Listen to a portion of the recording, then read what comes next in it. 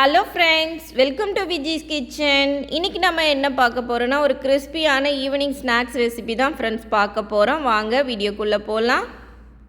இந்த ஸ்நாக்ஸ் செய்யறது ரொம்பவே ஈஸி. நீங்களும் இந்த ரெசிபியை உங்கள் வீட்டில் செஞ்சு பாருங்கள். குழந்தைங்க ரொம்பவே விரும்பி சாப்பிடுவாங்க. ஈவினிங் ஸ்கூல் விட்டு வர குழந்தைங்களுக்கு இந்த மாதிரி செஞ்சு கொடுங்க. இப்போ எல்லாத்தையும் இந்த மாதிரி ஓப்பன் பண்ணி எடுத்து வச்சுக்கலாம். எல்லாத்தையுமே இந்த மாதிரி எடுத்து வச்சுக்கோங்க. இப்போ இதை நாம் கட் பண்ணி எடுத்துக்கலாம். ஒருக்கான 4ஆக கட் பண்ணி எடுத்துக்கலாம். உங்களுக்கு எந்த சைஸ்க்கு விருப்பமோ நீங்கள் அதுக்கு தகுந்த மாதிரி கட் பண்ணிக்கோங்க.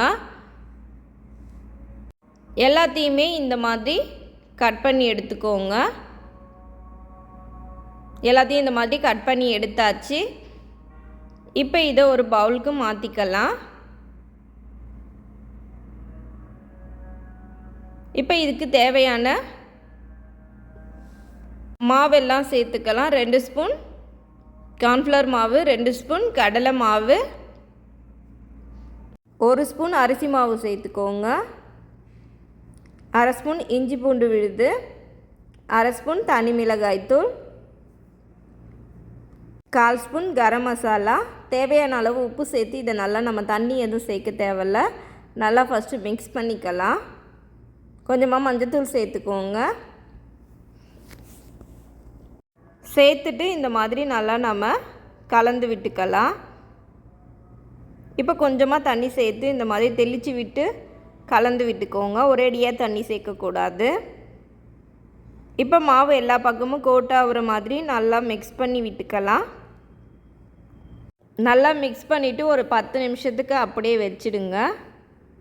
இப்போ அடுப்பு ஆன் பண்ணி கடாய் வச்சு தேவையான அளவு எண்ணெய் சேர்த்துக்கலாம். பொரிக்கிறதுக்கு தேவையான அளவு எண்ணெய் சேர்த்துக்கோங்க. இப்போ எண்ணெய் நல்லா காயட்டும். எண்ணெய் நல்லா காஞ்ச பிறகு இந்த மாதிரி ஒன்று ஒன்றா எடுத்து சேர்த்துக்கலாம். இந்த மாதிரி ஈவினிங் டைமில் செஞ்சு கொடுக்குறப்ப எல்லாருமே நல்லாவே விரும்பி சாப்பிடுவாங்க. இப்போ ஓரளவுக்கு எல்லாத்தையும் சேர்த்தாச்சு. இப்போ இது கோல்டன் கலராக நல்லா செவந்து வரட்டும். ஒரு பக்கம் ஓரளவுக்கு நல்லா செவந்த பிறகு இன்னொரு பக்கம் திருப்பி விட்டுக்கலாம். இது நல்லா இப்போ கிறிஸ்பி ஆகிற வரைக்கும் நல்லா பொரித்து எடுத்துக்கலாம். எல்லாமே எண்ணெய் சலசலப்பெல்லாம் அடங்கி நல்லா செவந்து வந்துடுச்சு பாருங்கள். இப்போ இதை வெளியில் எடுத்துகிட்டு ஒரு பிளேட்டுக்கு மாற்றிக்கலாம். இந்த மாதிரியே மீதி இருக்கிற எல்லாத்தையும் பொரித்து எடுத்துக்கோங்க.